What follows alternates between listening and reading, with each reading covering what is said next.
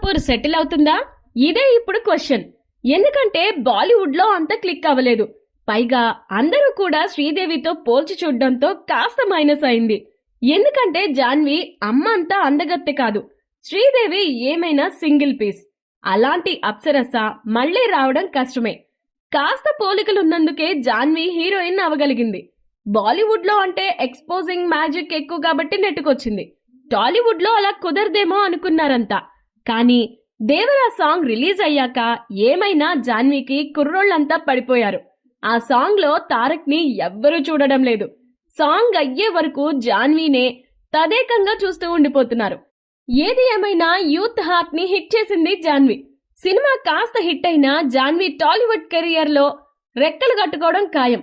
పైగా తర్వాత cinema Ram Charan Buchibabu cinema అంటున్నారు. ఈ సినిమాపై కూడా హోప్స్ బాగానే ఉన్నాయి. ఈ రెండు సినిమాలు క్లిక్ అయితే గనుక జాన్వీ కపూర్ టాలీవుడ్ లో బిజీ హీరోయిన్ అయిపోతుంది. అసలే హీరోయిన్ల కరువు నడుస్తోంది టాలీవుడ్ లో. పైగా జాన్వీ శ్రీదేవి కూతురు కాబట్టి తెలుగు అమ్మాయి లాగానే ఇక్కడ కూడా ట్రీట్ చేస్తారు. మనమ్మాయి అన్నట్లే ఫీల్ అయిపోతారు. అది కూడా ఒక అడ్వాంటేజ్ అవుతుంది జాన్వీకి. బాడీ షేపప్ చేయడమే జాన్వీకి బాగా కలిసొచ్చిందని చెప్పాలి. దేవరాలో జాన్వీని కొరటాల మాత్రం చాలా బ్యూటిఫుల్ గా కాన్వాస్ చేసినట్లే కనిపిస్తోంది. కొంచెం రంగస్థలంలో సమంత క్యారెక్టర్ షేడ్స్ కనబడుతున్నాయి.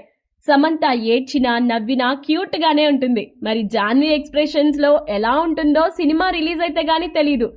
తారక్ జాన్వీ జంటలో ఎన్టీఆర్ కాస్త రగ్డ్ గా ఉండడంతో జాన్వీ డామినేషనే కనబడుతుంది.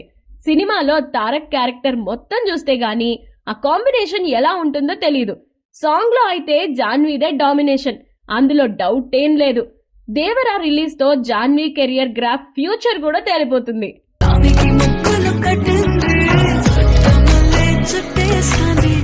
ఈ వీడియో మీకు నచ్చినట్లయితే లైక్ చేయండి, షేర్ చేయండి, ఛానల్ ని సబ్స్క్రైబ్ చేసుకోండి.